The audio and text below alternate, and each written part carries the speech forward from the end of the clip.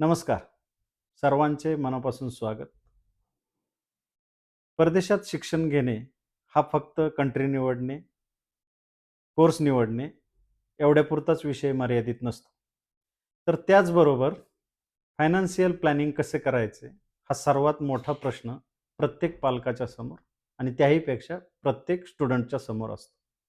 यासाठी लागणारा खर्च कसा प्लॅनिंग करायचा हा खूप महत्त्वाचा आणि तितकाच गंभीर प्रश्न आहे. मी असं म्हणत नाही, की हा प्रश्न चुकीचा आहे. मी असंही म्हणत नाही, की हे तुम्ही स्वतः वैयक्तिकरित्या करू शकत नाही.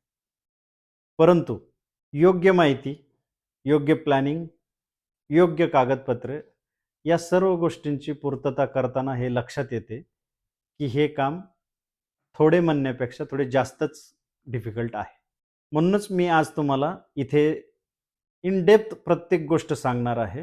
जसे की education loan, scholarships, living expense आणि या सर्वाचं बजेट याचा आमची जी एक्सपर्टीज आहे, आमच्या ज्या लोकांनी इथून मागे 2000 प्लस स्टुडंटला आम्ही याच्यासाठी मार्गदर्शन केलेलं आहे.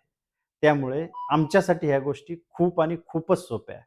माझा एकच उद्देश आहे यामागे, की प्रत्येक विद्यार्थी हा जेव्हा परदेशातल्या भूमीवर पाऊल ठेवेल ना, तेव्हा तो कुठल्याही अँगलनी कन्फ्यूज नाही पाहिजे. माझं रिपेमेंट कसे होईल, माझ्या गोष्टीचं बजेटचं प्लॅनिंग कसं असेल, माझा मी खर्च कसं भागवणार आहे, हे त्याला फ्लाइटमध्ये बसण्याच्या अगोदर माहिती असेल, जर आमच्याबरोबर केलं तर. हे सर्व सांगताना मी कुणीतरी फार ज्ञानी माणूस आहे आणि तो तुम्हाला फक्त मार्गदर्शन करतोय म्हणून हे सांगणार नाही. तर मी स्वतः या अवस्थेतून गेलेलो आहे. माझ्या 2 मुलांना मी परदेशात शिक्षणासाठी पाठवलेलं आहे आणि ते करताना अतिशय बारीक प्लॅनिंग मी केलेलं आहे.